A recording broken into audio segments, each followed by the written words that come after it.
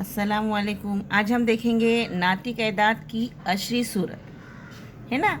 यानी नातिक एदाद को तकसीम करने का है। नातिक अदद 7/4 इसको अशरी सूरत में लिखिए। यानी यहाँ पर हम इस तरह से लिखेंगे, 4 से हमको 7 को क्या करना है, तकसीम करना है। 4 का पहारा पढ़ेंगे, 4 एका 4, 4 नफ़ी की अलामत।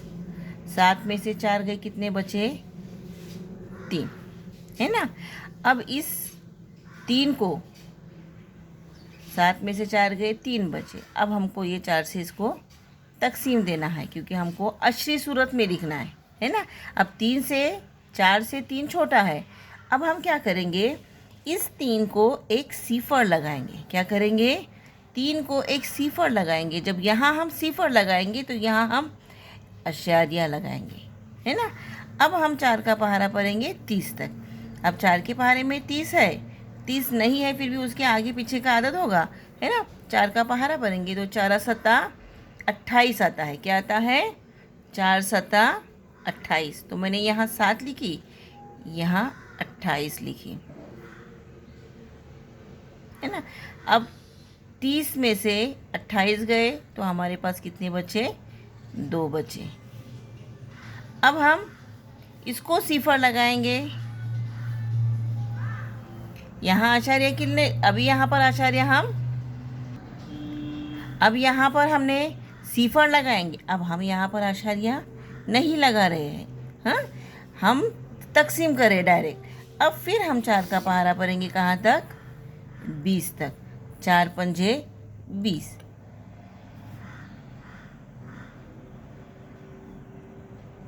अब 20 में से 20 गए सिफर। यहाँ देखो, एक बार हमने यहाँ सिफर लगाए, पहला सिफर जब लगाए तब आचार्य की अलामत दिए। उसके बाद जो बाकी बचा उसको सिफर लगाकर तकसीम करते जाएंगे।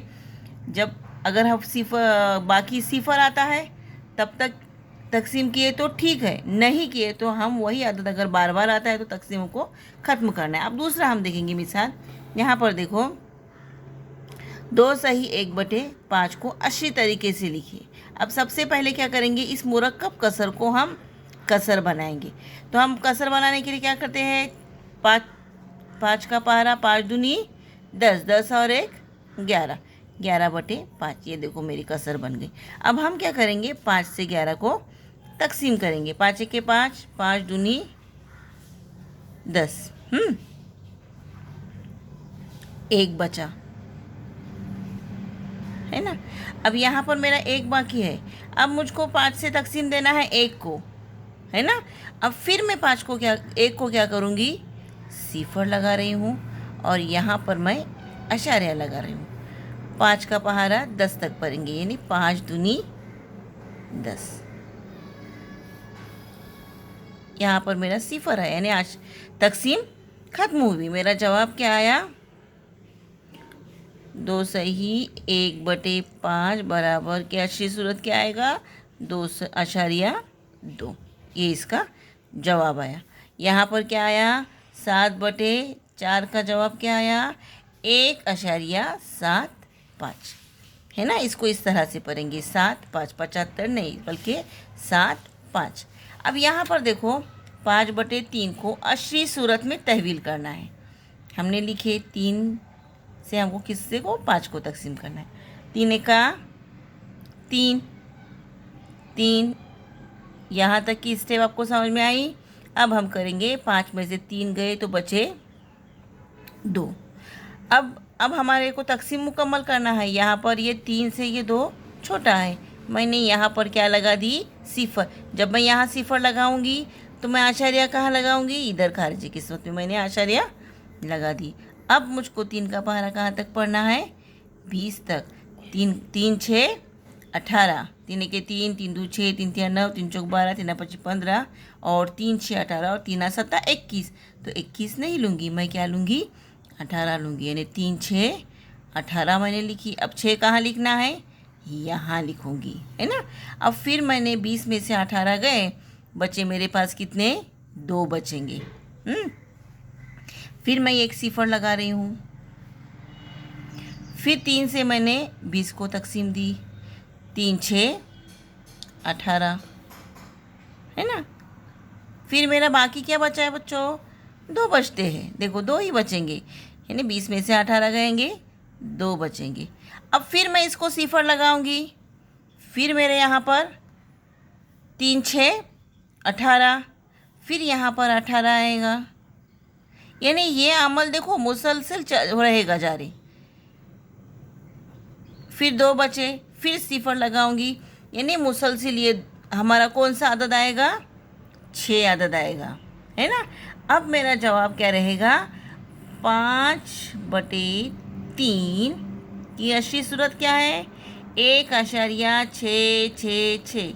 तो इसको हम किस तरह से लिखेंगे, इसका जवाब ये 6 लिखने की, अब ये देखो ये कंटिन्यू आएगा, 6 आएगा, इसका मतलब ये, तो इससे अच्छा है क्या हम लिखेंगे 1.6 और उसके ऊपर हम क्या करेंगे, ये नुक्ता देंगे, नुक्ता देंगे, इसका मतलब ये 6 अदद बार बार आ रहा है। तकसीम करने के बाद बार बार जो अदद आता है तो उसके ऊपर क्या दिया जाता है, नुक्ता दिया जाता है।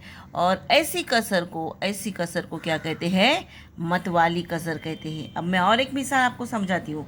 हाँ,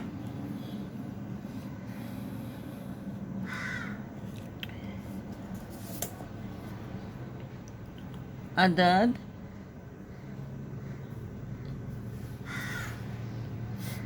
2/11, है ना।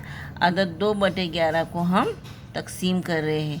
यहाँ पर देखो मैं क्या कर रही हूँ, किससे तकसीम करेंगे हम, 11 से किसको करना है, 2 को। मैंने ये 11 लिख दी, यहाँ पर ये मैंने 2 लिख दी। अब देखो यहाँ पर 11 से 2 को तकसीम नहीं होगी, नहीं होगी, तो सबसे पहले हम क्या करेंगे, 11 सिफर सिफर, 11 सिफर सिफर, फिर 2 में से सिफर गए, अब मेरे ये 2 बाकी बचे। ये स्टेप जहन में रखो। अब हम क्या करेंगे, 2 को, अब 11 से 2 को तकसीम नहीं जा रही है, तो हम यहाँ पर क्या करेंगे, सिफर लगाएंगे। जब यहाँ पर हम सिफर लगा रहे हैं तो यहाँ पर मैं आशारिया लगाऊंगी, है ना।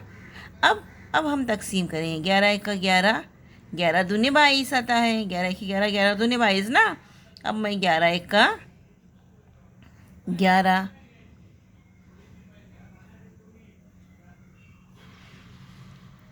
यहाँ पर 20 में से 11 गए, कितने बचे, 9 बचे, है ना। अब फिर से मैं क्या करूँगी, 9 को लगाऊंगी सिफर, क्या करूँगी, मैंने यहाँ पर 9 को सिफर लगाया, लेकिन यहाँ पर अक्षर लगाया क्या, नहीं। अब मुझे 11 का पढ़ना पड़ना है कहाँ तक, 90 तक। मेरे पास क्या आए हैं, 90 आए हैं।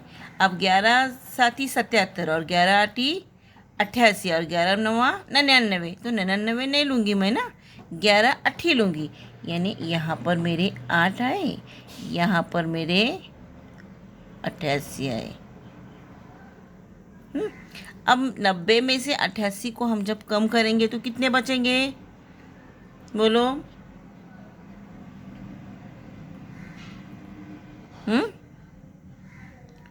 ये सिफर में से, अब देखो यहाँ पर क्या करेंगे, 90 में से हमको 88 कम करना है। अब ये 88 को आगे 88 79 और 90, 2 बचते हैं। मैं यहाँ पर डायरेक्ट क्या लिखती हूँ, 2 लिखी। अब फिर मैं क्या करूँगी, इसको सिफर लगाई, है ना।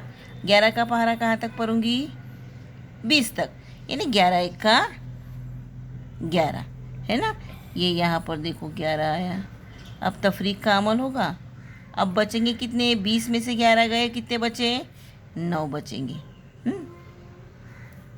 अब फिर मेरे पास 9 बचा। अब मैं क्या करूँगी, फिर 9 को, क्योंकि बाकी रह रहा है, हमको और तकसीम करना है सिफर आने तक, मैं सिफर लगाई, है ना। अब मेरे पास कितने बने, 90 बने। अब मैं 11 का पहाड़ा कहाँ तक पढ़ूँगी, 90 तक।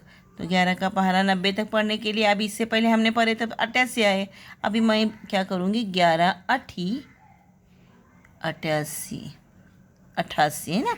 अब फिर से मेरे 90 में से 88 को तफरीक करना है, कितने बचे, फिर 2 बचेंगे, फिर कितने बचेंगे, 2 बचेंगे।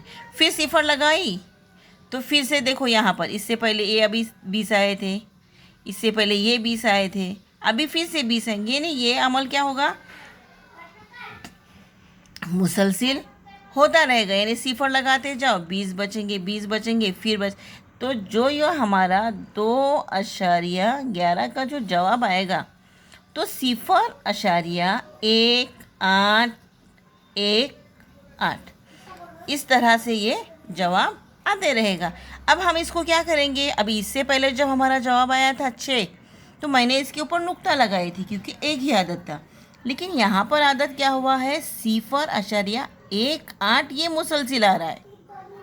कौन सा आदत आ रहा है मुसलसिल, 0.8, ये ही आदत बार बार आएगा। अब उसके लिए मैं क्या करूँगी, इसके ऊपर एक ऐसे लकीर, यानी ये जोरी बार बार आ रही है। आया जहन में आपको।